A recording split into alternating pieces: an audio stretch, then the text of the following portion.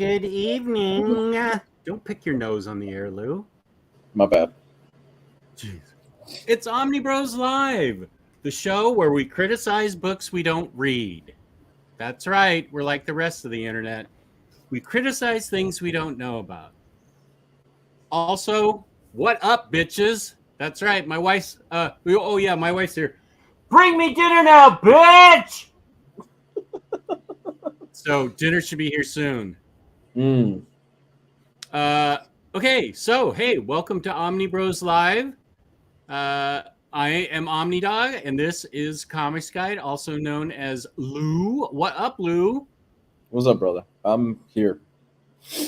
You're here, but we have a lot of things that we could possibly be talking about. Pretty much all of them comics related for once.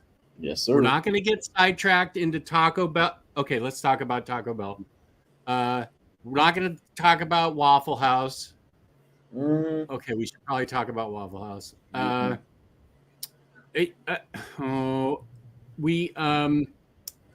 Wait. Okay, I can do this.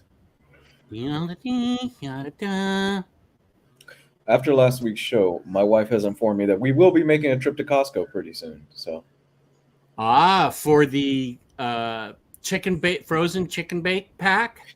Yes. What else was it, baby? Chicken bakes. Baby? What else was it? The frozen chicken bake pack, and what else did you find at Costco? The lemon bars. They have the lemon bars, and there was something else you showed me today. Lemon bars. The cookie, the animal crackers dipped in chocolate and peanut butter. So they have animal crackers, chocolate, and peanut butter. So we will be making a trip to Costco.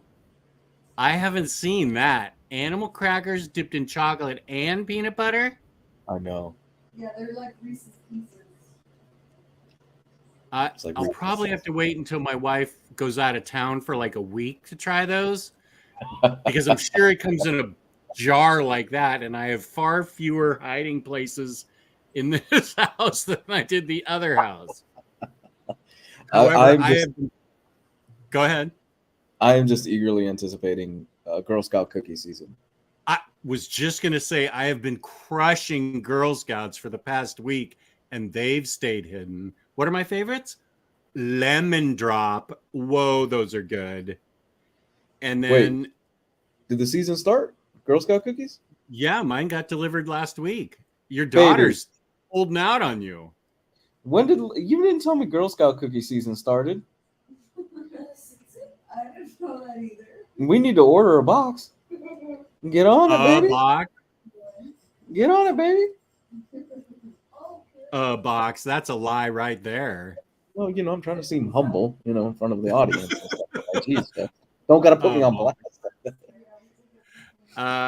First, let's talk about our quality sponsor, InStockTrades.com. Seemingly oblivious to our idiocy, they continue to sponsor us. That's amazing. Thank you, InStockTrades.com. We just gave away a gift card worth $50 on Monday. We do that every month at the last Monday of the month, courtesy of InStockTrades.com. They have discounts from 38 to up to 65% in their damages section, or maybe they just have a good sale going. You never know. They've always got books on sale. Order $50 or more in an order. In the United States, you get free shipping. Don't forget that 2% loyalty discount that also kicks in. Fabulous customer service, fabulous packaging. That's InStockTrades.com. Yeah. Right on, man. So, thank you, InStock Trades, for sponsoring us. I am looking right now. Saturday, February 4th, baby, there is a booth that is going to be in front of the local Publix. And I'm just saying we got to hit that hard. Girl Scout cookies? Yes. Oh, I thought you had a Girl Scout in the family. No, my plug quit, so I got to figure that out. My plug quit out on us, so. Your plug. Yeah, so we got to figure that situation out. So, well, I had mine delivered to the door. My wife wasn't home, and they went straight up into my dresser. Oh, I'm an impatient fat bastard, so I'm gonna get them live on this Fat Saturday. bastard, get in my belly. Lemon Drop, I got 3 boxes of, and then I can't think of the name because they're new. They're chocolatey with like a caramel looking center. They're crunchy. I can't think of the name, but I got a couple of those. And just in case my wife discovers them, me eating them, I got a box of Thin Mints to mollify her and say, look, I was thinking of you too. Smart. And she'll have like 1 a day for the next 3 months because she has some type of impulse control or something, which is weird. How do you just have one? Now that is my big question. Is you just I don't get it. Well, I don't get it. She knows I don't like mint, so I don't eat Thin Mints. Those are safe in the house. Same with peppermint patties. So she'll get a giant box for Christmas of peppermint patties and knows they're completely safe. I will not go near them. And that thing lasts for 6 to 7 months. She'll have like 1 a day. Wow. That's just, I don't know that mentality. I honestly don't know that mentality. The amount of impulse control that woman has is astounding because I look at a box and it's gone. It's just, it disappears right in front of me. And then I just have this empty feeling like, Jesus, what did I just do? Of course, remorse hits in right away. Yeah. Remorseful was one of the, when they went to visit Duff World in The Simpsons, wasn't Remorseful one of the 7 bottles of Duff beer or something? I think it was. Yeah. Aunt Selma bumps into, who does she bump into? Aunt Selma bumped into, not angry, but it was something funnier than that. Mm-hmm. Surly. Oh, sorry, Surly. Hey, Surly looks out for himself. It truly is amazing to me that despite some of the quality, and I've heard recent seasons haven't been this terrible, The Simpsons are still around, and some of my favorite episodes were always the Sideshow Bob episodes. I love Sideshow Bob. He's so good. Jake Spencer purchased both Authority Absolutes today after the announcement. Smart move. Choice pickup. Yeah. Peace and Love from Outlaw. Here's the famous Larry of Larry's Library. What up? That's right. I have In and Out Love going, Jake. Jake lives in California, so he knows In and Out well. Omni Maddie trying to get political. Bolivian politics. If it doesn't involve Bolivian marching powder, I don't know. And that was only in my 20s. Darkwave Fairy wants a lemon bar. Will you be discussing the Waffle House Index that's used by FEMA? This could be a real thing. I don't know. Yeah. Federal emergency. Those are the guys that come in after like a hurricane. Right. What's the Waffle House Index? Oh my gosh. Okay, I'm totally biting and assuming this is real. I want it to be real. Up. Rodimus Prime Rib challenging me as the leading Hispanic authority in the comic book community on YouTube to pronounce Spanish. I did it last week on Very Fine Conditions channel, and he made fun of me. I said, I'm going to run this by Lou and his wife, who are real Hispanics, unlike you fake YouTube Hispanic. So let's see how I do. Ya mismo la esposa de Yes eleva. Wait. Okay, I'm going to start over. Omer's right. I'm terrible. Ya mismo la esposa de Yes le va a tirar con un libro en la frente y quiero decirle al hermano Lou que hoy me di un chicken bake a su nombre. How'd I do? That didn't sound too bad. Jammy's, yeah, that wasn't that bad. Jess, you are getting better every single week we do this, and I appreciate that. I really should be practicing. I believe something esposa that is my spouse, right? Yes, esposa is your spouse. I fully predict that after this show is done, and you've settled down, you're done with doing the YouTube thing, I'm gonna turn on Telemundo one day, and you're gonna be running for politics in Mexico. Telemundo. And you're gonna be running for politics in Mexico. You'll get a nice tan, dye the Viva la Omnidog. dye the beard and everything black. You'll kill it out there, man. Do I really have to dye my beard black? I mean, I am the silver fox. Yeah, it could work. You used to call me that. Yeah, it could work in your favor. Okay, so what did I know something about chicken bake. That was easy. Nombre is name or number. Jess's wife.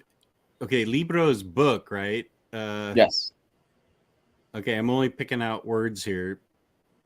Wife, book, chicken bake. Okay, my wife is Lou. here. You want to run it back one more time? My wife is here and she'll hear you. Okay. You think she'll understand me? Oh, yeah. Ya mismo la esposa de Yes le va a tirar con un libro en la frente y quiero decirle al hermano Lou que hoy me di un chicken bake a su nombre. Not bad, right? That was pretty good. See? Pretty good. Yeah, and I'm glad Rodimus that you had a chicken bake in my name. So if there's one thing, a chicken bake in your name. Yes. Okay. If there is one thing that I want to be known for on this show, it is for promoting greasy foods at a Costco food court. So I want to be synonymous with that. So what did he say about my wife and books? Your wife's gonna throw a book at your head.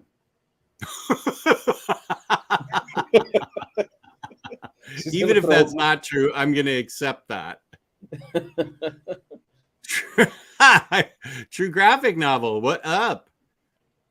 Watching IST damage section all day. Damage sections all day is becoming a problem for me. Mm-hmm. I believe that. I am hunting Girl Scout cookies. Have not found any in my area yet, but when I do, $50 are going towards a cookie fund. $50. That's light, dude. Yeah, $50 is light. Them lemon drops. $50 is light. I don't want to get into how much I spent last year. Yeah, it was like every week you were like, I'm tossing my daughter $20. It was pretty bad. Actually, that was more like 3 times a week. It was pretty bad. Yeah. Rick, hey, what's up? Oh, James with a good idea. How about OmniBros show on tasting Girl Scout cookies? I bet it'd do better than the Pop-Tarts. Yeah. Yeah, just one cookie a day, and I'm more like one box a day. Oh, okay. trefoils are my kryptonite. Yes. Could you do one cookie a day, sweetie? One cookie? What kind of cookie? Jess's wife only eats one Girl Scout cookie a day. Does she have any other sweets? What'd you say? Does she have any other sweets? Does she have any other sweets? She doesn't have a sweet tooth like I do. Oh, I couldn't do one a day. You couldn't do one a day? No, I do a box a day. Right? My wife's the outlier here. She's the weirdo. Noir Wolf, our winner of the gift card last Monday. That's why you should only buy food you don't like. Much easier to practice self-control. It's true. Been rereading some of my favorite Superman stories like Superman for All Seasons. Good. Superman Brainiac and All-Star Superman. Oh, you're doing Next Imaginaut on us? 1 through 2. In my own mind, these would make great Superman movies, or at least some of the aspects of these stories could work in a film. You're not wrong. Samoas and peanut butter chocolate cookies are my favorite. Oh my God, the peanut butter chocolate. Oh my God. Yeah. Ooh, that's a good one. Yeah. Rereading Supergirl Woman of Tomorrow after today's announcement. I can reach that book with an Omnicat-like superpower. I need to do my best of 2022 still, now that it's February 1st. But I also have all my books unpacked, so I know where I can find it. This, spoiler alert, is going to be in the top 5. I just started reading it yesterday because of the announcement, and I'm really digging it, Jess. It's very good, and the art. Oh yeah, Bilquis Evely, yeah. The art's great. Crypto's great. To me, I don't want to get your hopes up because I know you got your hopes up for Wednesday, and then we're let down by that show. But personally, I feel it's the best thing Tom King's ever written. Wow, that is high praise. I know, and I shouldn't have said that until you were done. Vision? I like this the best of I've read everything he's written. Man, that's high praise. I probably should have waited until you were done with it. Okay. Now I'm even more excited to finish it. That was great when he had all the rakes around him and he was stepping on them. That was funny. Okay, wait. Here's Sasmer with a little color on the Waffle House. Waffle House Index is a real thing. They decide how bad the storm is based on whether or not Waffle House is still open, since they're always the last to close. That's incredible. I love that. That is amazing. That is fantastic. If I had any prizes to give away, Sasmurf, I would give you a prize. Wow. Actually, I will give you a prize. I will find a book and send it to you free. And it won't be a crappy book. It'll be a good book. So email me at omnidogsvault2@gmail.com, because that's the most amazing thing I think I've ever heard, or at least this year. I got the Authority monies. I heard the Absolutes were having binding issues. Oh, wait, I think you meant Omnis. Okay. You got the Authority Omni. I heard the Absolutes were having binding issues, so I didn't upgrade to Absolutes. I stuck with the Omni myself. Whatever I said, good. After seeing Jess's hat, I texted my girlfriend and told her we're having In and Out for dinner. My man. Another person with impulse control problems. There you go. In and Out, Girl Scout cookies. Dread says, I wonder the chances of Keanu Reeves' Constantine appearing in the Swamp Thing movie. Well, we wouldn't want to be considered American colonialists, Jess, so you might want to get that one. American exceptionalists. Thank you. Thank you. So however you, that would be amazing. I would accept Matt, what's his name? Matt Reeves. No, Matt, that's the director of Batman. That's the name I was going to pull first, but his Constantine was so good. Matt Ryan, right? Matt Ryan's a quarterback. Fuck.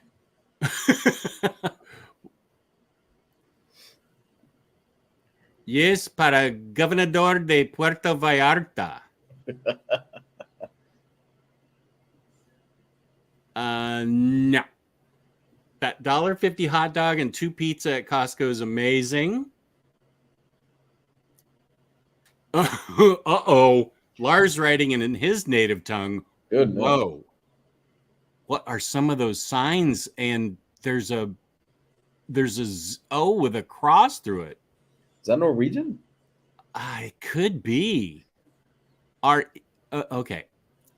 Har ikke noen negativitet si Omnibroslive. I'm saying Omnibros like it's Spanish. It's like completely not. En fornoyals Overgang gang? Whoa, Lars, please tell me what you said and give me another chance to pronounce it. Oh my goodness. Oh, well, there's no question about that.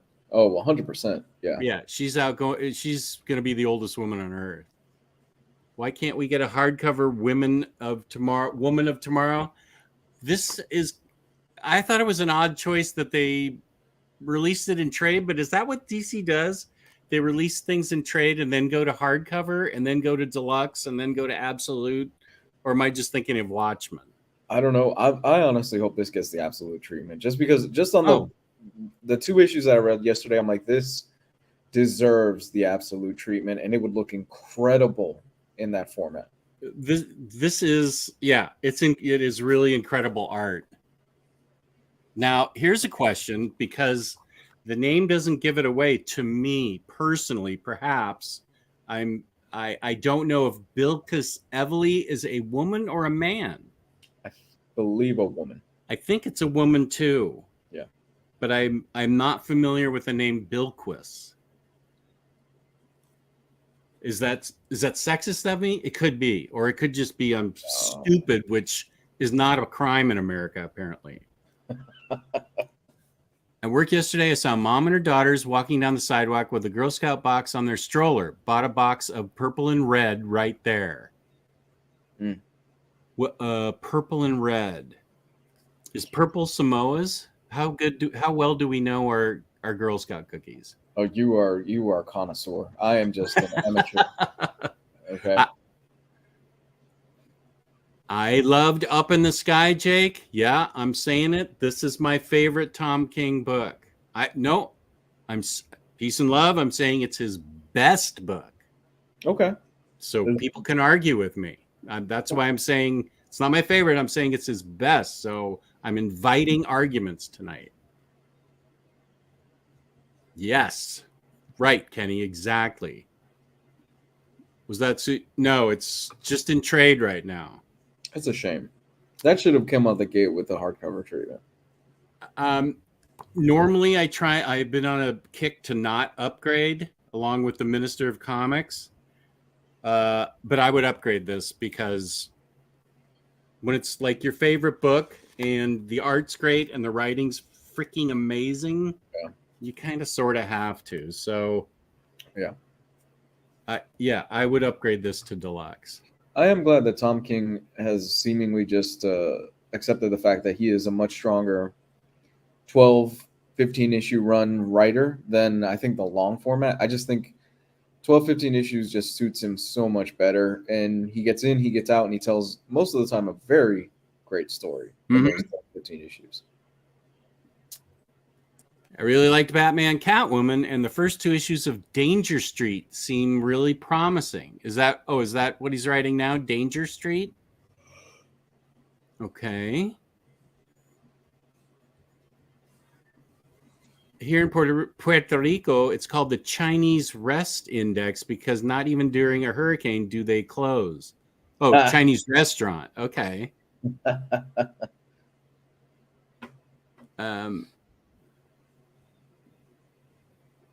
Oh, it was Matt Ryan. Okay. It was Matt Ryan. Okay. That's who played Constantine. Same as the QB. Everybody says yes. Okay. His Constantine was perfect, but the writing really neutered the character. The translation have nothing negative to say about OmniBros. It's a pleasure every time. How did I do on the pronunciation of a language I know nothing about, Lars? Well, thank you very much, Lars. That is a very nice compliment. Absolutely would be great for Supergirl, but maybe on another story to make it worth the probably $125. Oh, Samoa's are purple. Just wins this round again. You know your Girl Scouts, man. Rodimus, about to lose my Dark Knight's metal virginity. Gonna stretch that spine and get to reading. I love that. Bar loves that Supergirl book. Well, Josh, have you read it yet? If you haven't, Bar is correct in loving it. Have not liked, Rick Ray, he has good taste, have not liked Danger Street at all. And I'm someone who eats up most of Tom King's stuff. You nearly named the...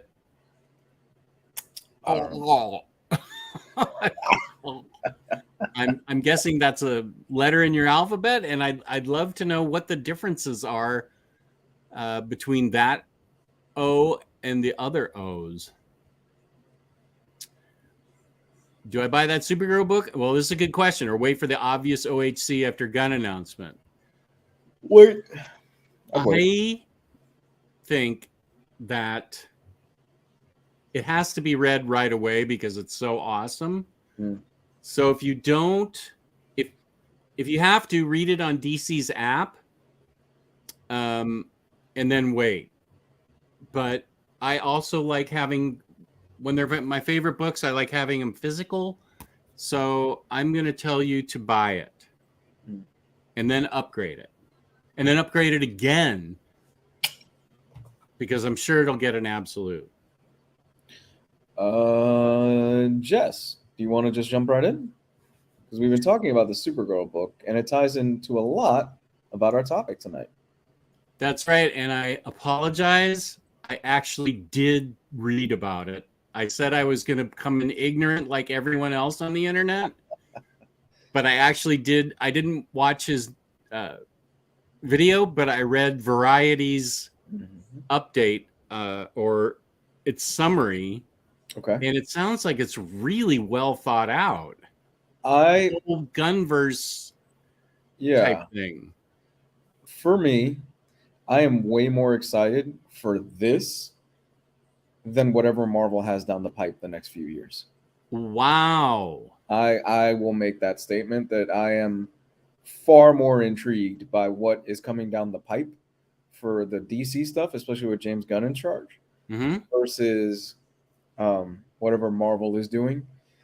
I will be honest, I don't give two shits about Quantumania. I don't care. Oh, the Ant-Man movie? I haven't Yeah. seen anything about it. I don't care. The next thing that I'm very excited for is obviously Guardians of the Galaxy, but that's James Gunn, and James Gunn is actually spearheading all the DC projects now. So, yeah. So for those of you that might have been living under a rock, James Gunn basically announced yesterday in a video all the stuff that he has planned, and him and his partner, I forgot the other gentleman's name that he's working with on this. I actually can pull this up. Let's see, Variety. It is, his last name is Safran. Peter Safran, I think is what it is. Let's see. Safran Gunn, blah, blah, blah. The DC Safran. Oh, Peter Safran. Correct. Okay. Right. So him and Peter Safran, they mapped out of the next, I think, like 10 years is what they've said. And we're just getting a taste of what he's got planned out so far. He announced the very first thing is called Creature Commandos. So it's a 7-episode series, and all the episodes are written by Gunn. That is already in production. It's animated. Animated, right. Really interesting. Originally a team of classic monsters assembled to fight Nazis. This is a modern take on the concept. The voice actors have yet to be cast, but the executives are looking to find people who can voice the animated characters and also portray the live-action versions when the anti-heroes show up in movies and series. I love this concept. I do too. Oh my God, I love this concept. The animated stuff for DC has always been super strong. The fact that they are playing with this format and they're saying, okay, the voice actors that will be voicing the characters in this animated series that James Gunn has already written every episode will cross over into the physical world of their universe. I can't wait. I'm super excited for this. I am too. I'm excited for everything. I actually am looking at everything here. Now, it does say that for the foreseeable future, season 2 of Peacemaker has been put on hold. Unfortunately. Team Peacemaker will appear alongside Viola Davis as a continuation of that show. Right. Which is, as much as I loved Peacemaker, I'm excited to see Waller because of the Peacemaker gang or whatever, as long as Diebeard's still in it. Well, what I love about Creature Commando, okay, so all this stuff, you can tell which projects were very clearly James Gunn. There's a few things in here that I'm just like, this is a James Gunn project. Creature Commandos is a James Gunn project because it's got a version apparently of Rick Flag. Now, we don't know what version of it because if you've seen Suicide Squad, Rick Flag dies in that. Yeah, it's his dad. It's his dad. Yeah. We've got Frankenstein, which I'm like, fuck yes. We've got Bride of Frankenstein, Weasel from Suicide Squad, and 3 other characters that I'm not familiar with. Yeah. I wasn't like Dr. Phosphorus one of them or something? Something like that, yeah. Yeah.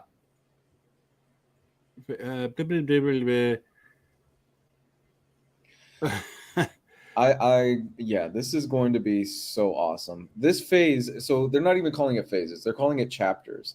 And this is chapter 1 of his plan, and it's called Gods and Monsters. And I'm just like, dude, you are winning me over with this whole thing already. This is so good. Now, will they deliver? We have to wait and see, but just already starting off strong. So that's apparently going to be the first thing we get. After that, we get It Waller. says Waller, yeah, Creature Commandos and Waller are expected to debut before Superman Legacy. Right. So Waller is a spinoff of Gunn's own HBO Max series Peacemaker. So I would expect, characters like Diebeard. I'm hoping we get John Cena back because he's so awesome as Peacemaker. We have to. Yeah. I mean, yeah. Will return as ruthless and morally ambiguous head of a government task force that is being written by Crystal Henry, who was a huge part of Watchmen, which I still say Watchmen is the best comic book TV series of all time. You and I both loved Watchmen. I think it's incredible. And Jeremy Carver, the creator of the Doom Patrol TV series. So the pedigree there is good. This has me super excited. The Superman movie, which we knew they were going to kick off their big universe properly with Superman. They want to make him the linchpin of the universe because arguably he should be. He's Superman. He's what everything should be the focal point around. The movie's called Superman Legacy. The movie featuring the Man of Steel that Gunn is writing and may direct. He's going to direct this, right? He's writing it. He's going to direct it. This is his universe. I would wager he's probably going to be the one directing this. I don't know how it works, but you would think that's ostensibly that's the biggest comic book character there is. So you'd think he'd want to write it and direct it, but I don't know. Yeah. So Superman Legacy. So Gunn is writing and may direct, although no commitments on the end have been made. While the two previous titles are meant to be aperitifs. Aperitifs. Thank you, Jess. Thank you. I don't know what that means. That's like the drink before dinner. Ah, thank you. In Safran's words, Superman is the true kickoff of the duo's DCU plan. It's not an origin story, Safran said. It focuses on Superman balancing his Kryptonian heritage with his human upbringing. He is the embodiment of truth, justice, and the American way. He is kindness in a world that thinks that kindness is old-fashioned. A release date was given of July 11th, 2025. Oh my God, he gets it. They get it. Yeah. I think they get it. Yeah. And it sounded like, well, I may be getting ahead of myself on what characters and actors that have played them in the past, certain characters in the past. Mm-hmm. It sounds like the only one that they're not giving a chance to come back is Henry Cavill as Superman. We don't know what's going on with Gal Gadot.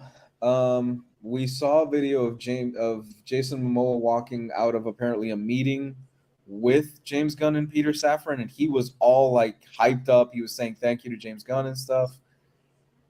We don't know what's going on with Aquaman after this. I'm willing to bet I'm willing to bet it's Lobo. I'm willing to bet Jason Momoa will be Lobo. Mm-hmm. Because that's apparently been really what he's wanted to do.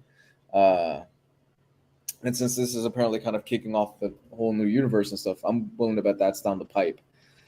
I love this. I think Superman Legacy is going to be awesome. I've got my fingers crossed because it genuinely sounds like James Gunn and Peter Safran, they understand the character. He is not Batman. He's not meant to be dark and brooding and depressed. And as much as I love Man of Steel and Henry Cavill's portrayal, I think the writing let down Henry Cavill more than anything else because that's not the Superman that I want to see. That's just me giving my 2 cents. I want to see the big blue Boy Scout. That's the Superman I want to see. Okay, that's fair. So we have a lot of. Whoa, I'm way behind on comments because I didn't want to interrupt Lou. Go for it. First of all, that letter is pronounced like "hey." Okay, thank you.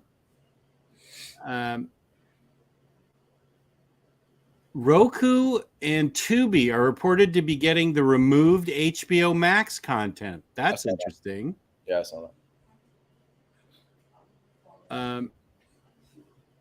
Derek's excited for Creature Commandos, Booster Gold, Swamp Thing, and Authority. We'll be getting to those soon. I'm not going to read that because I disagree with it. I'm not going to read. What? Derek says this. Kenny says this. Feels weird that some of the old DCUs preserved, but not all of it. Yeah, I think it's interesting that they started the writing on Battinson, the Battinson movies, as an Elseworlds thing. Right. So you're still going to get Battinson, but you're also going to get a separate Batman and Robin focusing on Damian. Am I jumping ahead of where you wanted to go? No, you're good. I find that to be interesting as well.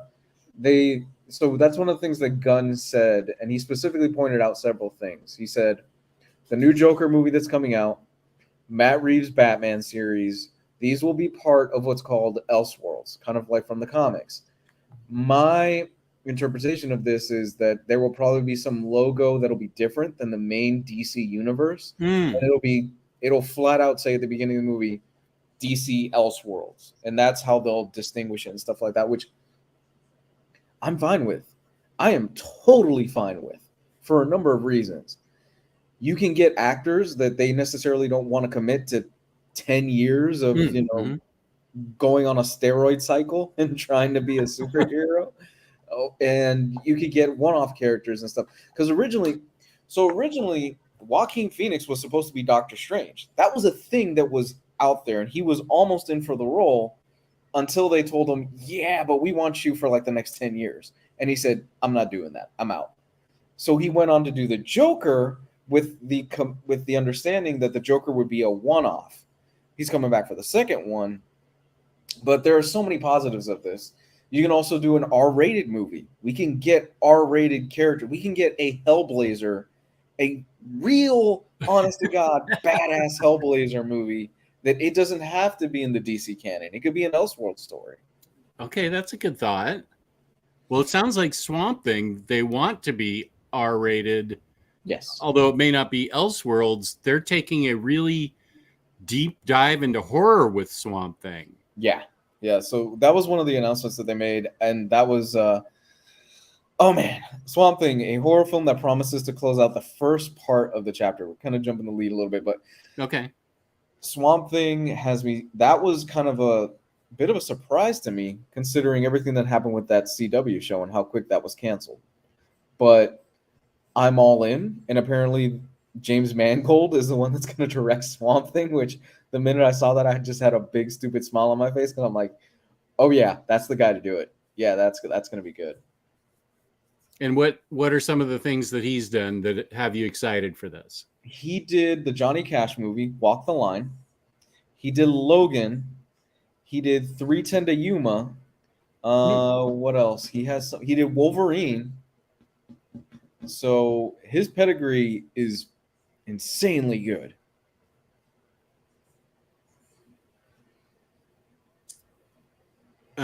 Okay. Good. I agree.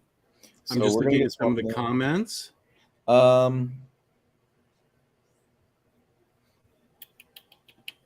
This is actually, I agree with this, that Peacemaker is the second best superhero series after Watchmen.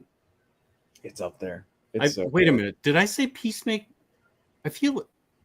Wait, what else did I watch last year? I didn't watch that much, but I felt like Peacemaker was my second favorite thing last year. What was my first favorite thing last year? What did you like last year? Severance. No. Okay. Well, no. Superhero TV. Oh, superhero TV. There was the Christmas special for Guardians of the Galaxy that was really good. That was great. Yeah. But it was before that came out. What am I? I can't. I must. Gosh, I can't think. I loved Peacemaker, but what? Gay. Oh, okay. Never mind. It was Wednesday. Wednesday was my favorite TV show last year, and you didn't care for it because you got overhyped on it. Yeah. Sandman. I still need to see that. Yeah. I'm glad we aren't getting another origin story. I'm also glad about that Absolutely. for Superman.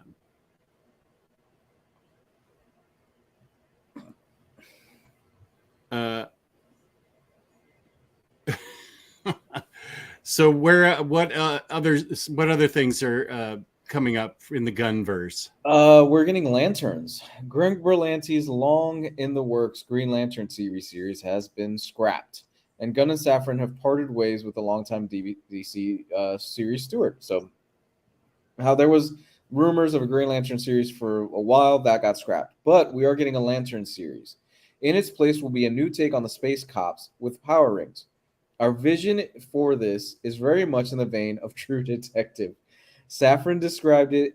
It's terrestrial based. It will feature prominent Lantern heroes Hal Jordan and Jon Stewart, and is one of the most important shows they have in development. This plays a really big role in leading into the main story we are telling across film and TV. Oh my God, if they do Blackest Night, Jess. If they do Blackest Night. You think it's all building up to Blackest Night? I don't know, but if they do Blackest Night, Jess, oh my God.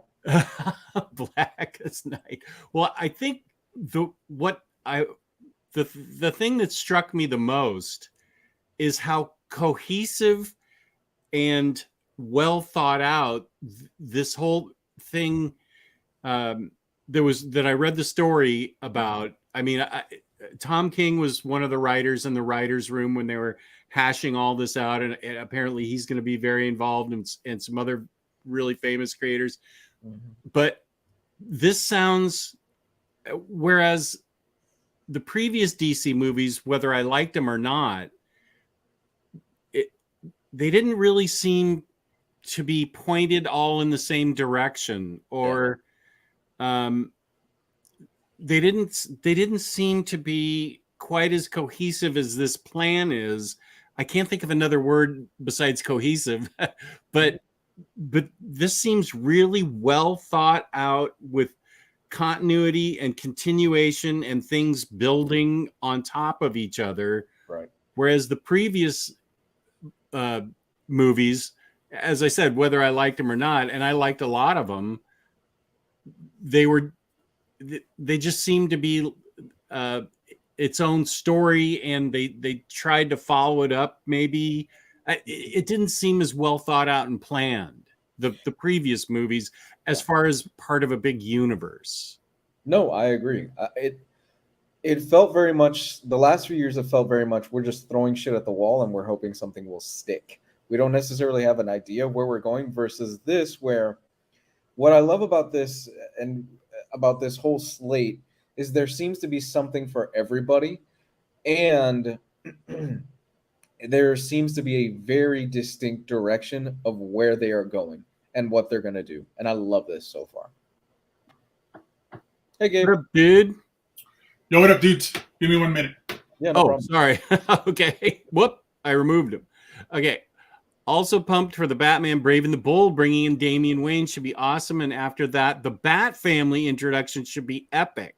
We will get to that in a bit. Yeah. Oh, sorry. I'm jumping the gun. Oh, you're good, man. You're good. The next thing, this caught me. I think this caught everybody off guard, because I did not expect them to bring this out. The Authority. Oh, yeah. It's not a deep pull, but it's a pull that nobody outside of, comics probably knows who the Authority is. I would argue that there's a large percentage in comics that don't know who the Authority is. It's one of my all-time favorite books. And I loved what leads the Stormwatch stuff that leads up to the Authority, the stuff right before the Authority books by Warren Ellis. You're right. Who would have thought that they'd try to make a movie out of the Authority, which is awesome. I mean, I want to see Jenny Sparks and Midnighter and everybody else that's awesome. I do have the Authority Omni right here, as a matter of fact. Jenny Sparks, Midnighter, Apollo, the Doctor, the Engineer, Jack Hawksmoor, God of the Cities, and Swift, Winged Superhuman.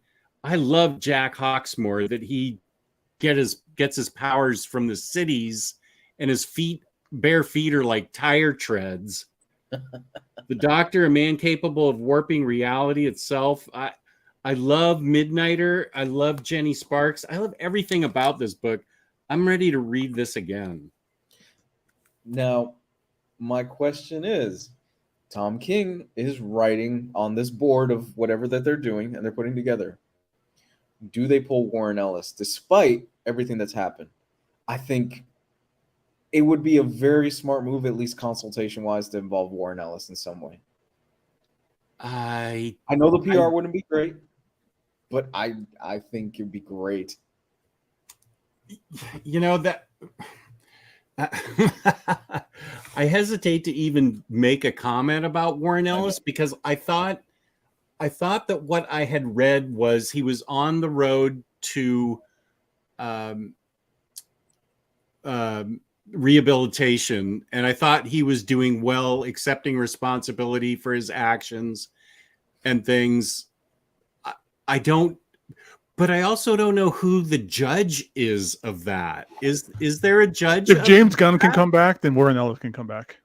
If who? If James Gunn can come back from being canceled, then Warren Ellis can come back from being canceled. I don't know. I'm just talking. No, it's good, man. Whatever, everybody. Sorry I was late. I had to wash my hair. I would love to see Ellis be in the writer's room for this. Honestly, at the very least, a consultation. There's no other comic book person I could think of that has as much movie experience, stuff being made of his own and doing things of his own than Warren Ellis. I mean, Castlevania. Yeah. Castlevania was great. So, The Authority, a movie based on a team of superheroes with rather extreme methods of protecting the planet, the first originated in the late 1990s under an influential imprint known as Wildstorm, run by artist and now head of DC Publishing, Jim Lee. One of the things of the DCU is that it's not just a story of heroes and villains, said Gunn. Not every film and TV show is going to be about good guys versus bad guys. Giant things from the sky come and good guys win. There are white hats, black hats, and gray hats, added Safran. They are kind of like Jack Nicholson and A Few Good Men. They know that you want them on the wall, or at the least they believe that. They get it. Yeah. They get it. And that's one of the best things about this is that it's such a diverse idea of TV shows, movies, cartoons, and stuff like that, right? Diverse meaning it's not all Batman and Superman and their families of things. You know, you got weird stuff like Frankenstein, Agent of Shade. You got Authority. You got Brave and the Bold and stuff like that. So you do have a lot of the JLA and, you know, the big three types of characters, but there's a lot of stuff that's not. You know, Waller's getting her own show. So that's like the best part is it's not just like, oh, here's Batman again, here's Superman again, here's Wonder Woman again, you know, here's this and here's that and here's that again. It's they're digging deep. They're doing Wildstorm. I mean, Authority, Wildstorm. So that opens up Wildcats, Gen 13, Stormwatch, Top Static 10, Shock. more Warren Ellis stuff, Battle Chasers, you know, maybe. I mean, that's owned by Joe Matt, and Joe Matt's had something in it. You know, Chasers. You want to see Gabe lose his shit? Let them announce a Battle Chasers movie. Oh, dude, watch it be one of those things where it's Battle Chasers and Prophet at the same drive-in theater Sunday. I'm super hyped for The Authority. Yeah. The next thing, Dude, there's nothing better than that. This is just, it's all different stuff. It's all new type characters, you know. Let me get through some of the rest of this. I'm sorry. I just want to talk. Oh, you're good, man. Paradise Lost. The duo described this HBO Max series as Game of Thrones style drama set on an all-female island that is Wonder Woman's birthplace, Themyscira, filled with political intrigue and scheming between power players. It takes place before the events of the Wonder Woman films. So no Wonder Woman in this, I'm assuming. Yeah, no little girl before she was born. Before she's even born. So you don't get that little girl actor again, Lou, so you're good. James Gunn, you understand me. No, this Okay, so this thing, the only thing about this that I'm not crazy about is the whole Game of Thrones style thing. It's becoming so played out, and everybody wants to do their own Game of Thrones thing. Hell, HBO has Game of Thrones, and now they want to do their own Game of Thrones style thing with the DC universe. I'm kind of starting to get played out on the whole. We want to have our own version of Game of Thrones. This has me interested. This could be really good depending on the creative team, and I'm super excited to see what they do with this. They're going to do a lot of intrigue and politics. This could be what Why the Last Man should have been. Involving political issues with women and stuff. You mean good? Yeah, that's her. This sounds like an Elseworlds one from T-Lar Blunt. Omnidog House of M is the best version of Omnidog. He became a toy YouTuber instead of comics. That's a joke, I guess, between me and Tyler. All right, I got 2 more boys. Let's do it. Okay.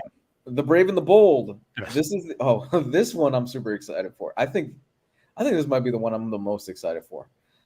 This is the introduction of the DCU Batman, said Gunn, of Bruce Wayne, and also introduces our favorite Robin, Damian Wayne, who is a little son of a bitch. This is him. They got the character down packed already. The movie will take He's a whiny bitch. The movie will take inspiration from the now classic Batman run, written by Grant Morrison, that introduced Batman to a son he never knew existed, a murderous tween raised by assassin. It's a very strange father and son story, and importantly, it will feature a Batman now played by Robert Pattinson. Right, he's going to be in the Elseworlds. Pattinson. Right. They nailed it. They're like, yeah. He even mentioned Elseworlds, where you're like, yeah, okay, that makes sense. I am curious about this simply because it means that we would need a Bruce that's probably in his 40s or closer up to 50s. If they are doing all the other Robins, does that mean we get a Nightwing? Do we get a Tim Drake? Do we get, do we get a Red Hood?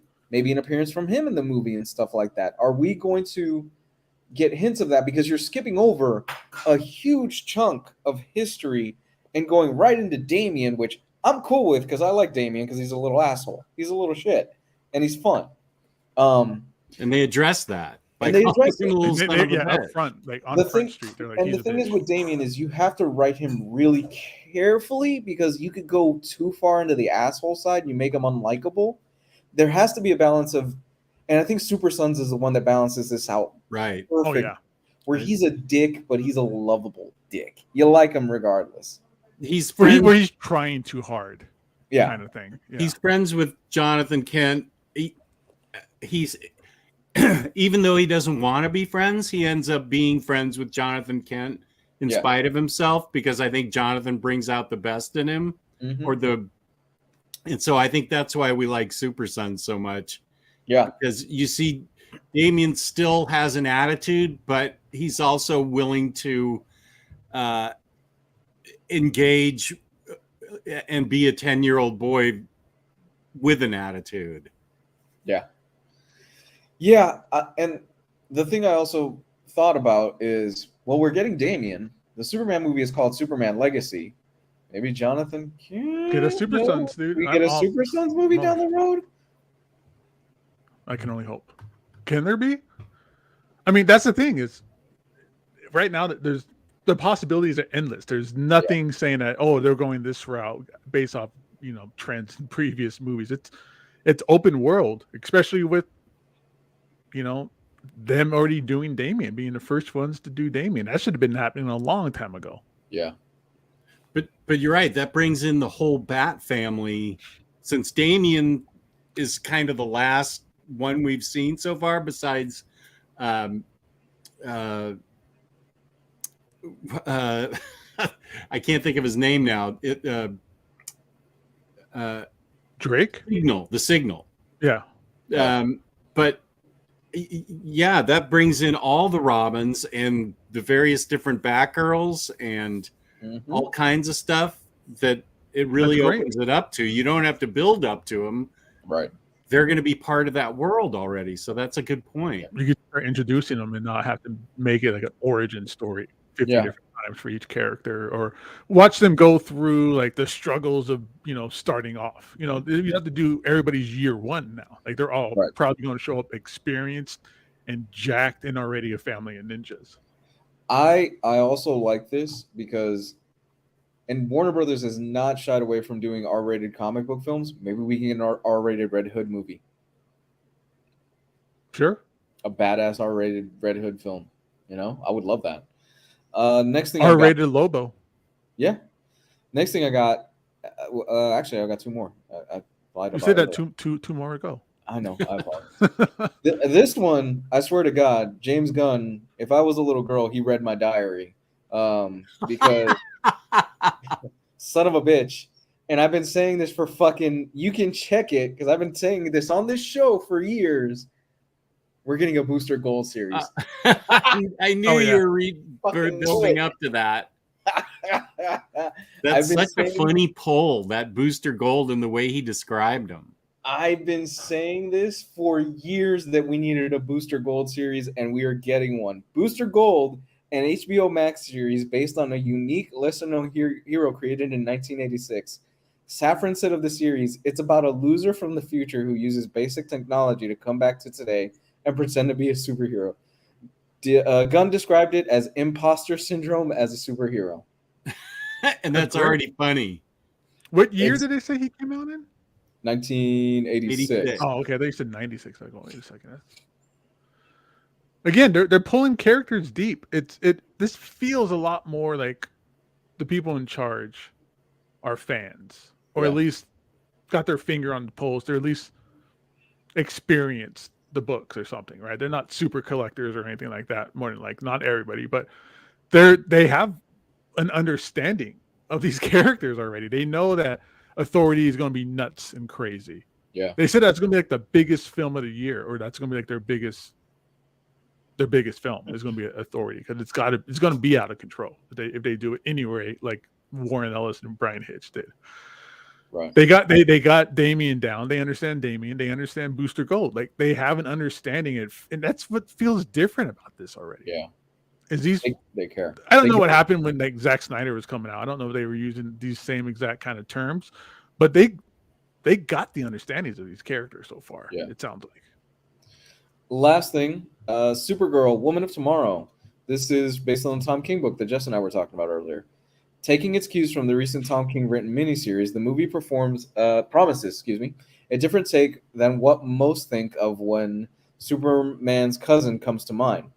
We will see the difference between Superman, who was sent to Earth and raised by loving parents from the time he was an infant, versus Supergirl, raised on a rock, a chip off of Krypton, and who watched everyone around her died and be killed in terrible ways for the first 14 years of her life, and then come to Earth. She is much more hardcore and not the Supergirl we're used to. Hardcore. Sounds great already. Supergirl. I'm going to read that book now. Oh, this is my set number. Well, I don't want to say which, because I want people to watch my video, but it's going to be in the top 3 of 2022 for me. This was fantastic. There's like an image that's been passing around of that, where it's just Supergirl just like sitting on the beach and she's just beat, tired. And my wife sent that to me, of all things, just randomly. And she goes, I love this image because this is what it feels like to be a mom sometimes. Yeah. Is she drinking in it?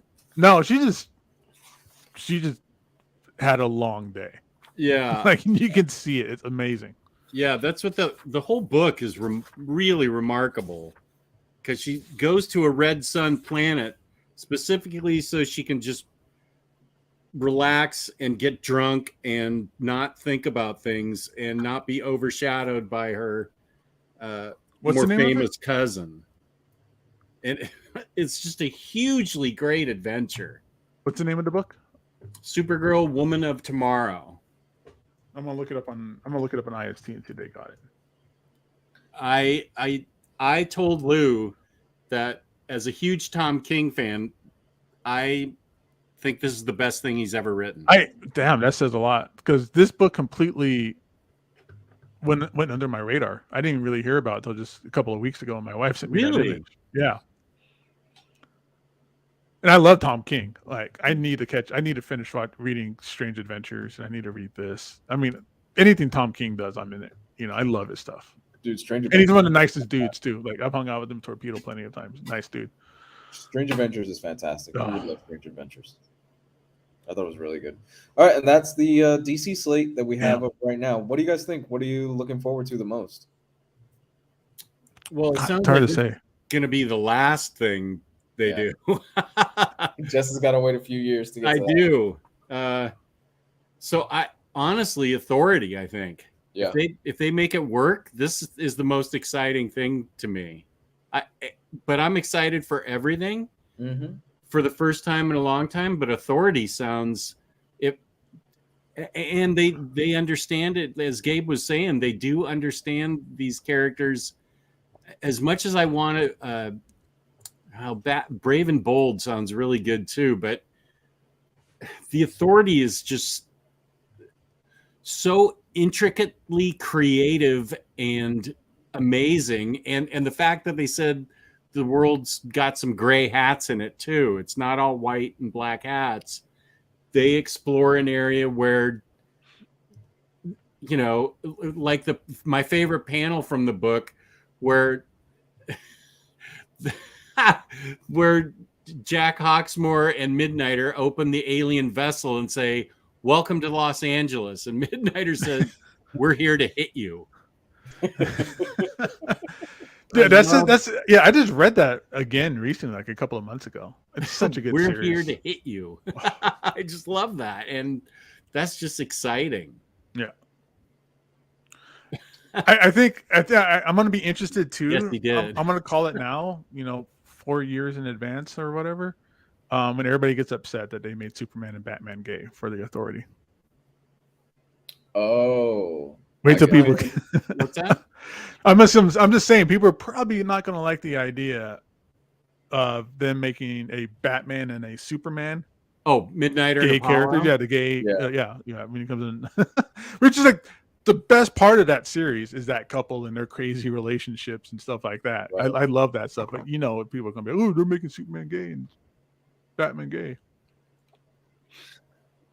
For me, damn, there's a lot of good shit here. Yeah, there's too much. You know what? I'm gonna go with Booster Gold, man. That Booster Gold, that just sounds like a James Gunn character. I'm hoping he's gonna be close to that project, and he's gonna be maybe do a few episodes, write a few things. Simply because it just seems like it's a concept that I don't think they've done in the last few years with comic book movies, where you've got basically a loser who gets sent from the future, and he's trying to become a hero here. I love the concept of it. I just like Booster Gold in general. Like I said at the beginning of this, all this stuff has me way more excited than whatever the hell Marvel is doing the next few years. I'm just not. I don't care about Ant-Man. I don't care about all the other Kang Dynasty. I don't care. I want to see the Guardians of the Galaxy movie. That's what I'm most excited for. Fantastic Four.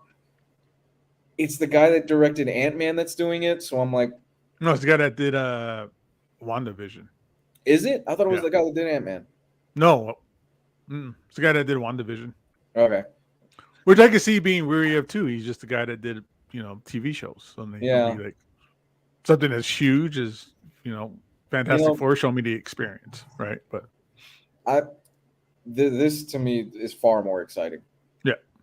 Well, the way they described Booster Gold, just the description of him, is to Gabe's point that they really understand and have paid attention to the character. And these are some obscure characters. I mean, Swamp Thing and Booster Gold, and they're going to pull them into this universe and make them really enjoyable and likable. I mean, well, Swamp Thing's going to be a horror film, but I think that's remarkable. And they could go hard R. They could go a hard R Swamp Thing film if they wanted to. They could do the red versus the green and do that body horror stuff. Oh, and bring in Animal Man. What if?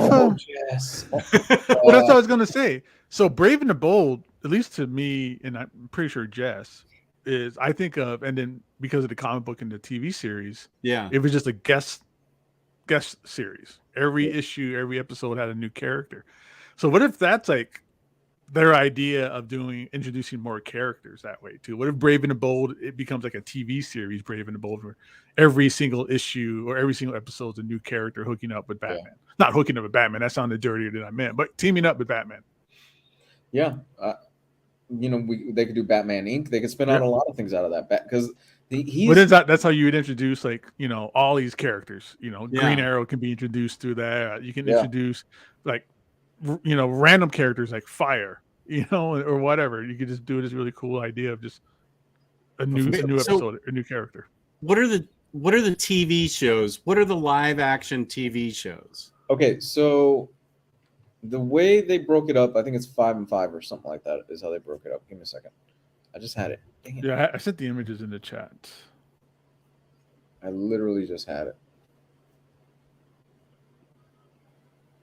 So I know. Oh, Waller's Television. Okay, I see. Waller Lanterns, The Paradise Lost. Oh, and Booster Gold's a TV show. Okay, right. And Creature Commandos.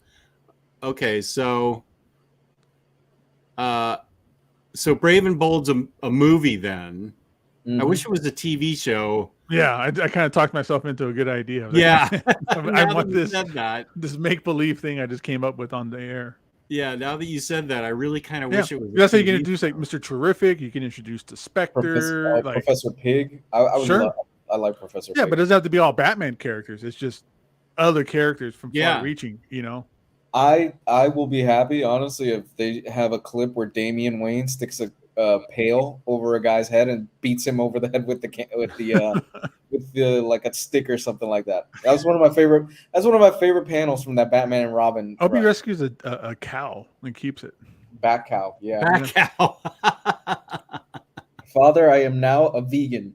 I will no longer eat meat. I have rescued Bat cow. Hayden says the fact that Gunn said this isn't even all of their chapter 1. Can't wait to see what's next. I'm pumped for the Green Lantern too, just because they were like it's going to be like true detectives, and they discover something. I forgot what the term is. Discover something incredible or exciting or something like that.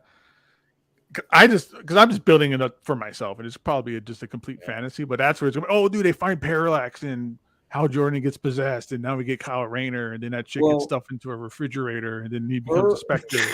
A refrigerator. Her gun statement, the Green Lantern series will be one of the most important series. And I just went, are we doing Blackest Night? Are we doing Symmetrical War? Are we leading into Blackest Night? Stop. Are we leading all this? Oh my God! Don't.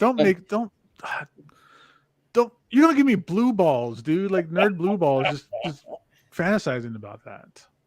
Come on. The Lanterns investigate a mystery that Safran said plays a really big role, leading us into the main story that we're telling across our film and television.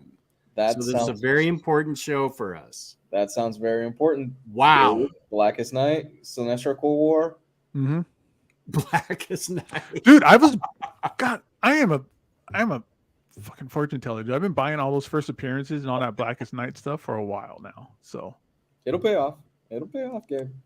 Peace and Love, true graphic novel. Well, whoops, I didn't mean to put that up. Whoa. It's all right. It's hard R is plenty. Do you have any key issues that you might be pawning off pretty soon, Gabe? No, all the stuff that they announced, I don't really have anything. And I was looking at some of them for a while, and I was like, I should have pulled the trigger on like a Blue Beetle not Blue Beetle, but a Booster Gold. And I should have pulled the trigger on that, or that never got the chance to do it. Who could have predicted Booster Gold, though? People were this guy. No, besides Lou. Like a month or so ago, James Gunn posted a picture of Booster Gold and mentioned something about him. Yeah. But not anything in regarding of it being like an announcement or something or anything. Just say, wow, this Booster Gold character is pretty interesting. This has been kind of non sequitur like that, but then it became, now it became a movie or a TV series. But no Lobo news, man. Damn it. Give it time. This isn't even all of chapter 1. The biggest, Hayden says, this is just the fun part. Somebody like me who likes to speculate and come out with key issues and stuff like that. Dude, if they introduced Wildstorm. So now like all the Wildstorm stuff is up for grabs, right? That blows my mind. That the Yeah. Authority. I mean, you're right. That opens up a huge universe. Exactly. We said this months ago. The biggest mistake Marvel has made out of their entire whatever year run that they've been doing this is letting James Gunn go because of some stupid jokes a few years ago. Well, we got this out of it, so it worked out. Yeah, You know, Yeah. somewhere out there in the multiverse, it never happened, and he made Guardians of the Galaxy 3, and now we would have The Rock in charge of the DC film. Oh my god! Wow. Yeah, The Rock ain't doing nothing. Yeah. So yeah, I'm good. Yeah, I'm good. It worked out for the better. So This is how bad my memory is. I feel like I just read Booster Gold last year. Was it in a Batman comic?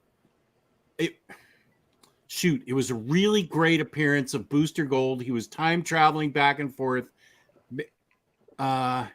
What am I thinking of? Chat, help me out here. What am I thinking I of? remember us talking about that recently too. It was a really fun Booster Gold appearance, and I feel like he was Tom King's. Wait, what? I've been there. Stupid keyboard. What? He's trying to type Where did it Tom King, appear? but his keyboard's fighting against him. Yeah, I've been right. there. Because Tom King's run. Okay. The Booster Gold story was really funny and well done. Mm. Okay, so I must have read that last year in a Tom King book. Lou, who are you going to pick for Booster Gold? Who are you casting? Oh, I don't know, man. Henry Cavill. I don't have anybody.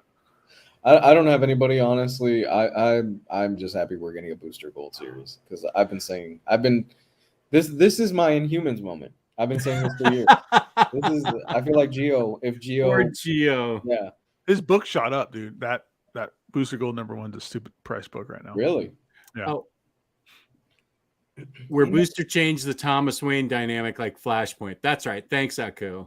And what's funny is Booster shot up. The first Booster Gold. Oh yeah, I'm sure. All this stuff is shooting up. I'm sure it is. Yeah. And nobody gave a shit about Booster Gold. No.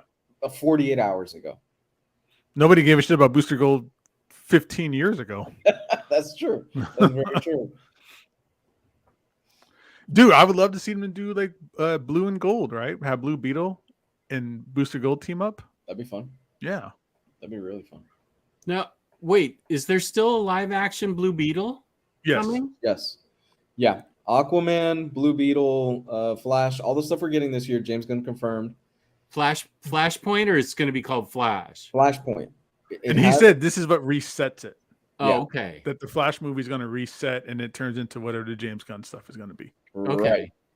Right. And that means we might be keeping Ezra Miller for the Flash. He didn't close the door on Ezra Miller. God, I wish he did. I wish he slammed it and put a lock behind it.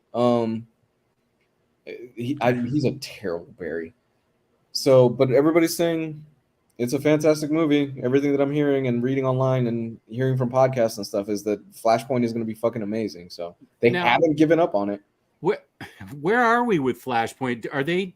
Did they actually cut out the Michael Keaton scenes in it, or okay? That's the don't know. rumor. That's nothing confirmed. We don't know anything until it comes out. Yeah. Okay.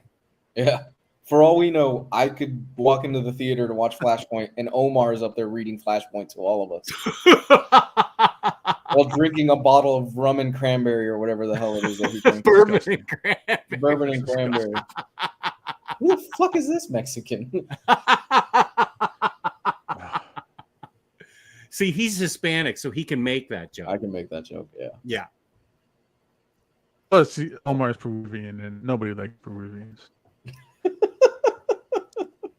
I know, and he's very fine live right now talking about the same thing we are. So everybody stay with us. I'm sure. Oh, I like this idea. Owen Wilson is Booster Gold. I've been watching a lot of Modern Family. Yeah. And the dad. The big Bill? dumb stupid goofy dad. That could work. He would be a good Booster Gold. That could work. He's such a good goofball. That's who I would pick. The question is, who will Michael Rooker be? Because Michael Rooker will come back. He was in Suicide Squad. Is he going to be Frank? He could be Frankenstein. They Dude, done killed him. Dude, that's the best casting ever done. Michael Rooker should be Frankenstein. Yeah. Holy shit, Michael Rooker should be Frankenstein. Yeah. But that's going to be a cartoon. But they said that they're going to get all the actors to do the voices and the live action either way. But that'd be perfect. Imagine him all green with a bolt and that incision down his face. Come on. Yeah. That's a great idea. Okay, that's all I got, man, as far as the DC stuff. Do you guys want to move into the image stuff that we've got tonight? Just kind of shoot the shit for a little bit? Yeah, whatever, man. Yeah, I don't have anything for The Last of Us since I haven't watched it yet. Okay, no problem. Last of Us is good. Just after you get done this, just go put that on immediately. I cried like a little bitch at the end of the last episode. Oh boy, how many episodes is it? Do we know? 3. Oh, it's just 3 episodes. Right Oh, now. So far. how many so far? I mean, do we know how many are being released? I think 9? Oh, okay. Wow. Yeah. I think it's 9. Yeah, so I saw this post and I sent it to you guys in the Twitters, in the Twitters, in the Facebook group, and I thought it was really interesting. It's, where was it? Here we go. Todd McFarlane posted this and said, on this day in 1992, Image Comics was officially announced. Time flies. And I thought it'd be kind of interesting to talk about the lasting impact, because we mentioned Image Comics and things like that on this show. The lasting impact that you guys think Image Comics has had on the industry as a whole over the last, 30 years. Well, I automatically put my baseball cap on backwards in honor of Rob Liefeld. Oh yeah. So what do you guys think? Image Comics, its lasting influence on comics in general, because it was huge when it first popped off. It's so different now compared to when it first popped off, though. But that's the thing that's making it part of its lasting effects on comics, is it's been able to adjust itself and do one thing and then shift over and do another style of books and shift over and do another style of books and continue that kind of trend and be able to produce some of the best comics ever as came out of Image. And that's because of them being able to do so many different genres, so many different titles and books, because it's not a shared universe. They're just a distribution center. Right. And they change comics and it's never going to be the same without them. And it's everything going forward that we get from them. The creator-owned model? Yeah. Yeah. Yeah, creator-owned model where the creators can, bounce back and forth, where they own everything. The only thing that Image Comics owns nothing. I think the only thing they own is the logo, the I logo. That's all they own. So they just charge creators like an administration fee basically to publish their books. So it's a thing where they have no stake in these books. So there is 100% ownership for them, which is like the best thing. You sink or swim based on what you put out, basically. Yeah. Then you have full control over it. Yeah, I think the industry needed Image Comics at that time. You had the best of the best in the industry at the time that they said, you know what? We're done. And you hear all the crazy stories and stuff like that from that time period, and how basically you hear the behind the scenes and it sounded more like a frat house, the Image Comics offices and stuff, where they would just hang out, draw comics, party and stuff like that. Oh, that was Extreme Studios, yeah. And you just hear all these great stories.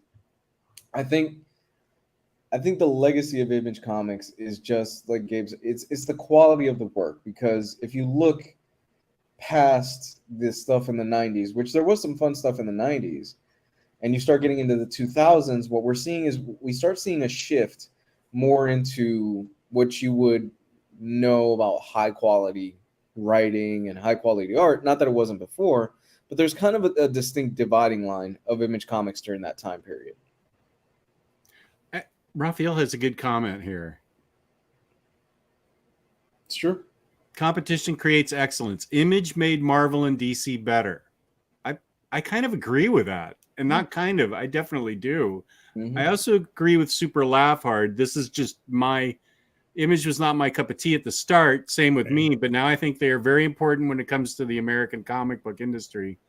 Yeah, they weren't when they first. I understand that it's the stuff that Gabe really loves, and I get I get the love for it. It wasn't for me, but there was other stuff out there for me, so it was fine. Mm-hmm. But now what they've become, as Gabe was saying, with this creator-owned concept, I mean, I don't even think we have enough time to name all the great Image books just in like the past 5 to 7 years, let alone till back to 2010. We could spend an hour just on Remender giant books and the collected editions that Remender's done, and we could spend a whole hour on just Rick Remender himself. So Raphael's right and Gabe's right that the model completely changed the game and made the whole industry better. It did. And if I'm not mistaken, it all started from a bunch of the top writers and top artists at the time at Marvel saying, yeah, we don't feel like we're getting treated right or paid enough. And they walked into the editor's office one day and they said, we're leaving. And that was the end of it. There's a great documentary out there called Image Revolution, which is the story of how all that came together. And it's one of the, if you're a comic book fan or like a comic book history fan, definitely check that out. That's like you said it in a nutshell, but there's so much more behind it. It's such a great moment in comic book history. Yeah. It was, I think for me, like that was like the most major thing I've ever experienced in comics at the time. Yeah. And we haven't had anything since that was like that either, I think. What, Jess, you were there. I don't know if you were reading comics at this time, but what was the overall feeling at the time of Image Comics? Like, you've got all these top guys that they're leaving and they're starting their own thing, and they kick things off with Spawn, and the paper quality was even different. With Youngblood, my mistake. The paper quality was even different. As somebody buying comics back then, I remember that Marvel was, it was Marvel's top guys, Liefeld, Jim Lee, and Todd McFarlane, just to name three. And back then, of course, there wasn't the internet. The only place I got my news was the Comic Buyer's Guide or whatever that newspaper was. that I got at the comic book store, the comic shop news. Or do you mean like the actual like Overstreet price guide? Like news? No. There was a newspaper that came out weekly. Yeah.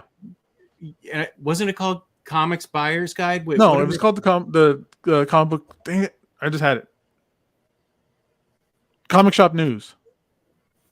No, maybe they changed the name. It was by Don and Maggie Thompson. They were the ones that headed it up. Okay. But that's where all the news came out, and so that's where I got all my information from. And I think I can't, I can only speak for what we were as comic book fans looking for, but it was seen as an audacious move, but it was also seen as like, well, there was Wizard Magazine. Yeah. That's where I got my news from. Right. Yeah. Okay. For a lot of people, it was Wizard. Sure. And that, especially like after X-Men 1 sold 9 million copies or whatever. I don't even think I'm exaggerating that. Wasn't that the most popular? Isn't that the biggest selling title? It is. Yeah. Jim Lee, Rob Liefeld, and then Todd McFarlane. They are the 3 highest selling comics. To this day. Mm-hmm. I don't think the feeling was negative towards them at all. I think the feeling was these guys are putting their money where their mouth is. They want to get paid more. Mm-hmm. There wasn't even so much about getting paid more. It was the control. Yeah. what they wanted to yeah, do with their and just book. being treated fairly. Yeah, and not creating something that, yeah, having control over your own creation. Like Yeah. if you created it for Marvel, then Marvel owned it. I don't remember that Todd McFarlane's Spider-Man writing was received all that well, but I also feel like everybody was super excited for Spawn just to see what he was going to come up with. Yeah. Even though they felt like his writing wasn't strong, they liked the idea that he was going to come up with something on his own that he owned and had real skin in the game and the Comic Buyer's Guide. That's what it was. Thank you. Yeah, that's what was put out. And I did read Wizard for a time too. But they felt like since Todd McFarlane, like these guys had real skin in the game, they were going to give it 100% their all and make it the best possible. And whether you like Spawn or not, the fact that these guys got up the dosh to put these comics out on their own, I think people, I can't speak for everybody. I thought it was remarkable that these guys actually did it, because distributing comics, that was also back when there were before Diamond became the only distributor. Mm-hmm. There was like thousands of distributors out there, and so I always thought that it was impressive that not only did they get these things made, but they got shops to carry it. Because everybody out there wants to create their own comic or their own zine or something, and how hard it is to break into comics. And because of these guys' star power and the fact that they were willing to put their money where their mouth was, it was yeah, I remember this too. The Comics Journal guys were really the Comics Journal at the time didn't. I remember that controversy too. I'm going to get distracted, but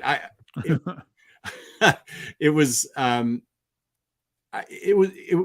an exciting time because they actually pulled it off, because there was tons of as I said, there's always people that want their comics to be made, but these guys got the financing or had it in their pockets already, and they went out and did it. I remember Gary Groth, Todd McFarlane interview was amazing back then. Yeah. Gary Groth is the guy who puts out the Comics Journal. Yeah, and it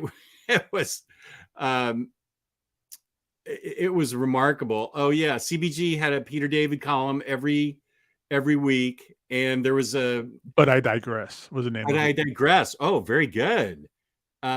And I remember there was they were so controversial that Todd McFarlane debated Peter David.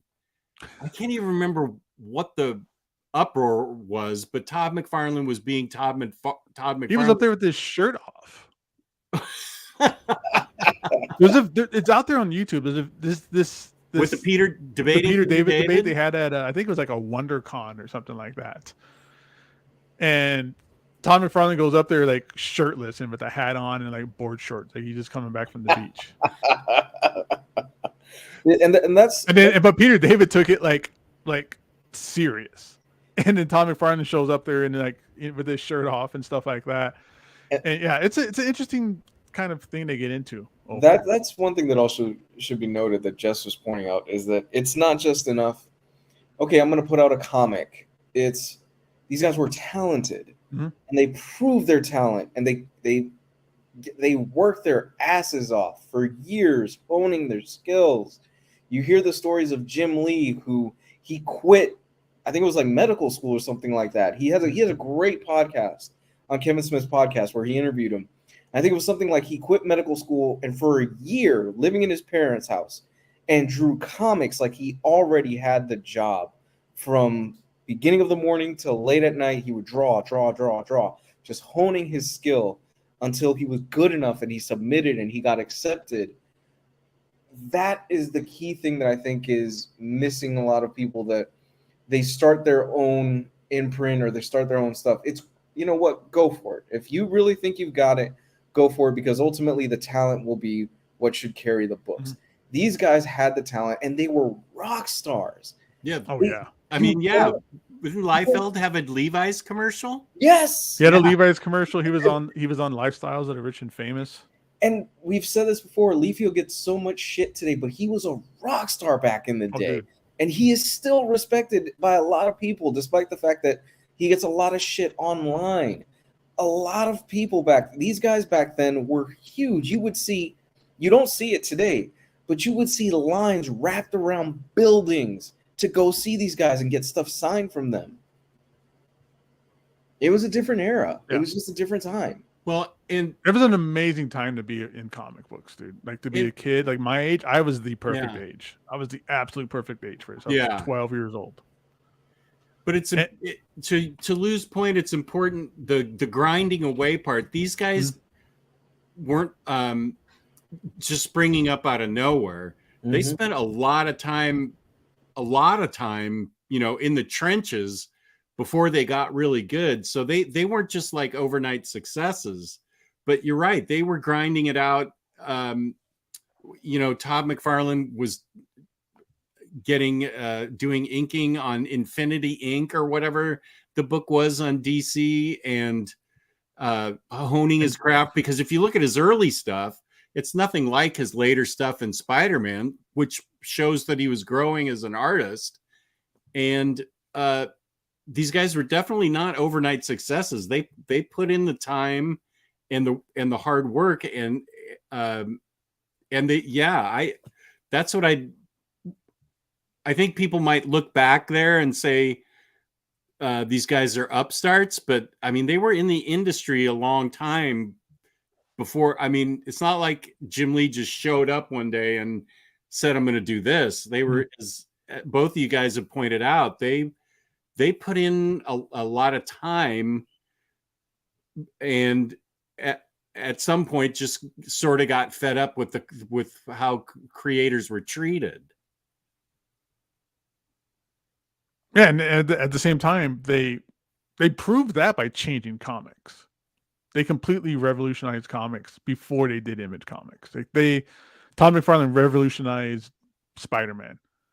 Rob Liefeld, Jim Lee, they revolutionized and changed and added so much to like the X-Men universe. Like, they were proven like artists, like your guys are saying. Even like Will Spataccio or Eric Larson or even Jim Valentino are all in themselves super rock stars for their sides of the businesses and stuff like that. Like Jim Valentino was always like an indie guy, so he always brought that kind of indie mentality and was like one of the first ones to sign on to do it because he was always an indie guy. Yeah. And there's like great documentaries out there. Rob Liefeld's podcast, another great one. There's just so much great information of this time when this was going on. Yeah, and you know, God bless you out there if you. Because I see all these people that post, oh yeah, I'm going to create the next Image Comics with my imprint. I'm like, no, you're not. No, you're not. Because it can't. Image Comics was literally the right people, the right place, the right time that the industry needed it the most. It's a lofty goal. God bless you for it, but you're not creating the next Image Comics. They stepped up. You know, people told them it wasn't going to happen. You guys are going to fail. You guys are idiots for leaving Marvel, this and that. And they never looked back. I mean, they did look back, sure, but it's still going on 32 years later. What is it? Yeah, something like that. So the industry just isn't there anymore. That's, you know, it's different. Some things are better, some things are worse. Always. It's always evolving. Uh-huh. And they helped push it forward. Yeah, they did. Yes. It'd have been such a different world without Image. It'd still just be DC Marvel newsstand stuff. You know, they're the ones that you were talking about the paper quality, Lou, but they were also the first ones to do computer coloring too. Yep. And it was like you can look at You can even do it now. You could look at a comic book from Marvel or DC and an Image Comics released like the same month, and it's a world different. It's like the first time when you go from like a regular TV to like a 1080p or like a 4K. Like it's just like this change. It's like going from PlayStation 2 to like Xbox, 360 or the Xbox One. It's like a total revolutionary change. Yeah. And they were eating Marvel's lunch for the longest time. Like they were just kicking sand in their face in terms of like the coloring. Marvel was using like these really horrible like Irish group colors that was just made everything brown. Like it was really terrible at one point. And Image just had this in-house like awesome art department. They even brought in like Ollie Optics and stuff like that too. So they're the ones that introduced Image or computer coloring. It was very ballsy because they put up their own cash. They put up. Dude, they made so much money off that like X-Men and Spider-Man stuff that I think many young men from the 90s remember that swimsuit issue that Jim Lee put out with Psylocke. With who? Psylocke. With who? The swimsuit issue. It was like huge back. This one? No. I like how Justice has that on there ready. I don't have a box big enough to file it in, so it's always on top of another box. What was it? There was an X-Men issue that's really famous now with Psylocke in it, and she's got like this really thin bikini, and I'm just like, as a kid, you're just like, what? Oh yeah. Yeah, Crash. Ollie Optics was before Image, but what I was saying was that Image brought in Ollie Optics and expanded them. What's up, nerds? Are you just talking about that X-Men issue with Psylocke is coming out of the water with the Pikachu Yeah. bikini? Oh, with the snorkel and mask on? Yep. Now I remember that. Yeah. I don't think we get demonetized if we could pull it up as a reference, right? No. She's just in a bikini. It was a very important moment for a lot of children. Wasn't there also, That's when puberty just sparked open for me. wasn't It there was a an thing- important moment for a certain 30-year-old young Omnidog, too. Wasn't there a thing where like Scott was coming out of a bath or something like that? and Yeah, it's that was the really same issue, steamy? or That was the the same issue issue. earlier. Yeah, they were doing like this really like Cyclops, Psylocke kind of love triangle thing going on at one point, where he walks in on her and she's like in a towel and stuff. Yeah. Jess, where can they get all the Image comics that they want? That would be instocktrades.com, where you can get your collected editions, sometimes 38 to up to even 65% in the sales section. Some books are 50% off this week, 42% off. You can always save money at instocktrades.com. At the don't forget your 2% loyalty discount that fits in there too. At the end of every month, the final Monday of the month, we give away a $50 gift card worth $50 worth of credit at instocktrades.com. And Noir Wolf won last Monday or 2 days ago, and he was just in the chat earlier. $50 or more in an order in the United States gets you free shipping. So if you have those big Image Remender books, just like 10 of them, you're still going to get free shipping, which is amazing. Fabulous customer service, fabulous packaging. That's instocktrades.com. Thank you, Jess. Hey, boy. Yeah. I think we're going a little long in the tooth, so we'll probably shelve Last of Us for next week. What do you think, Gabe? I'm good with that. Okay. Or we can wait till the end of the season, whatever. So before we get out of here, because I'm getting tired too, what are some of your favorite Image comics before we get out of here? Just shoot them off the top of your head.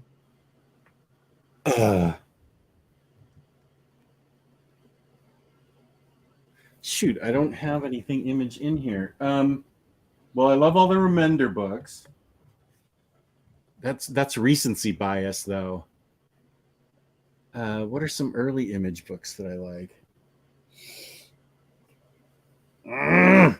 It's all Marvel and DC in here right now. I don't have anything Walking Dead.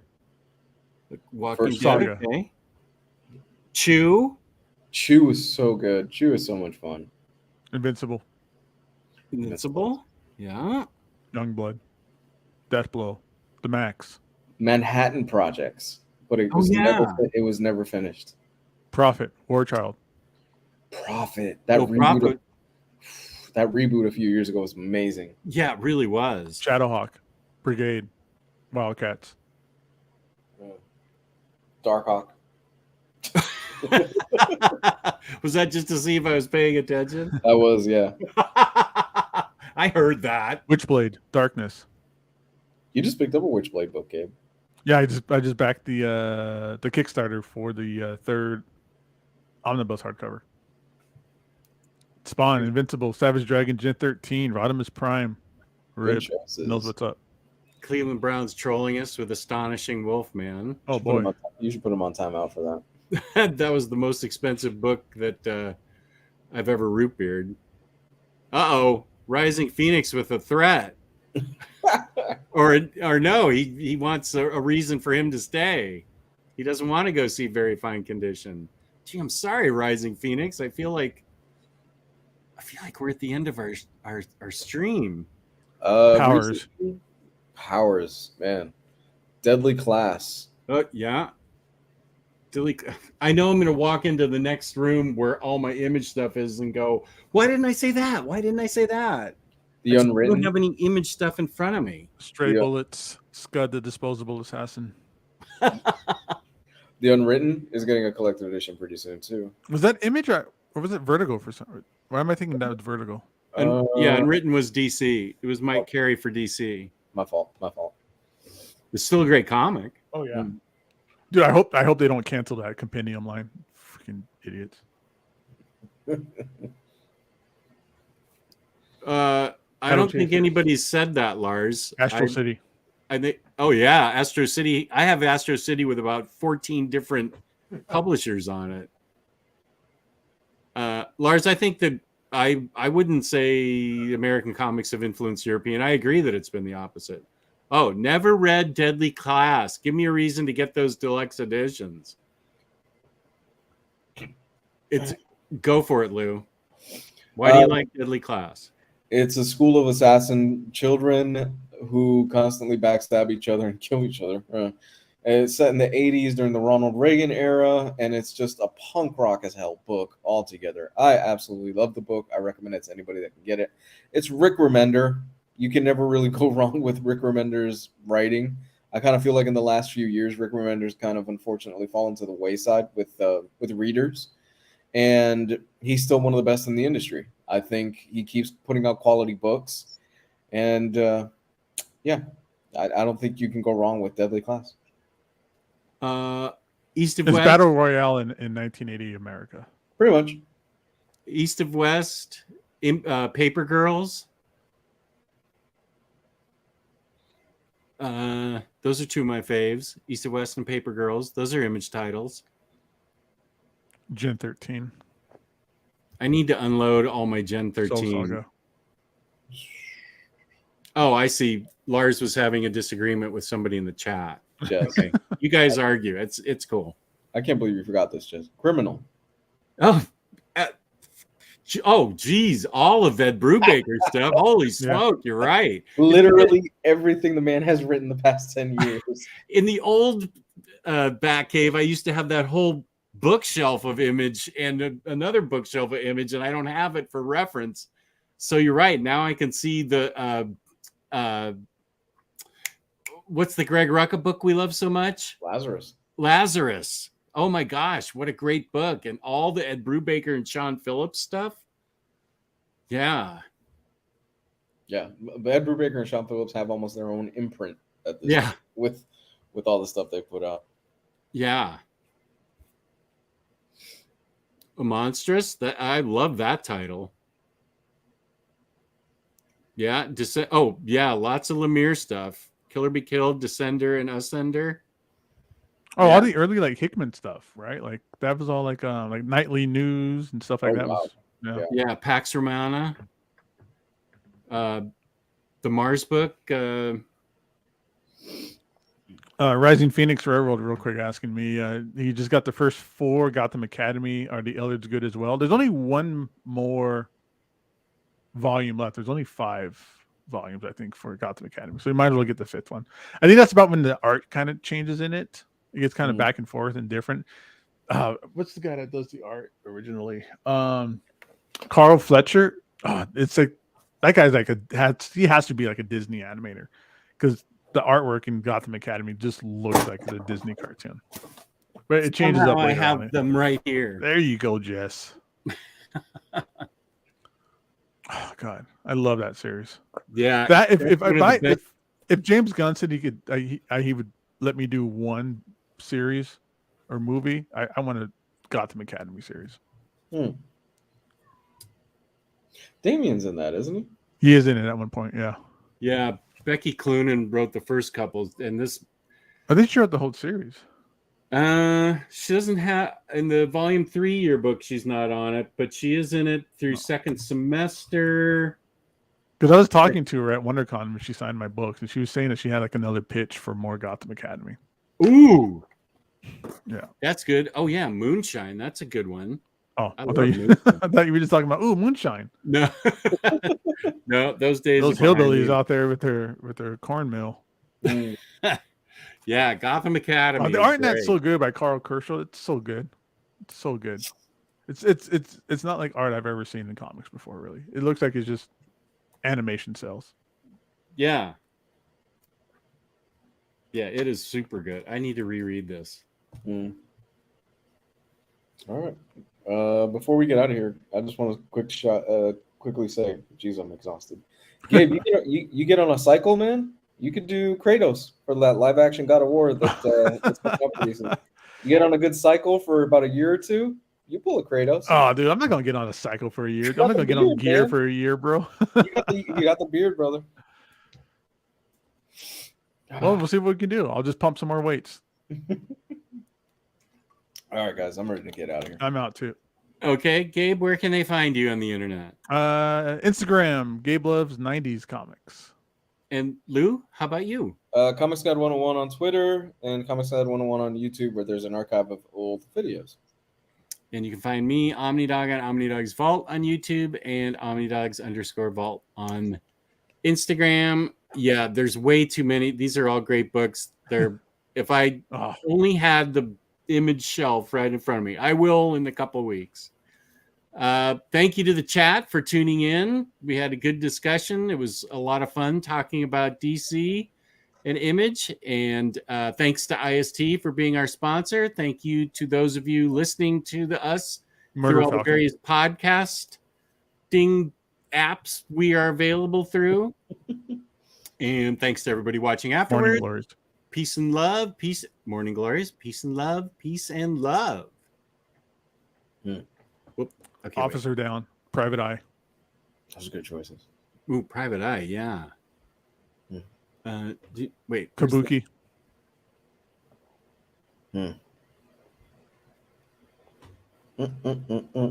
Revival. Oh yeah, Revival's Revival. great. Jesus, yeah, Revival was good. There we go. I was looking for it. Good night, everyone.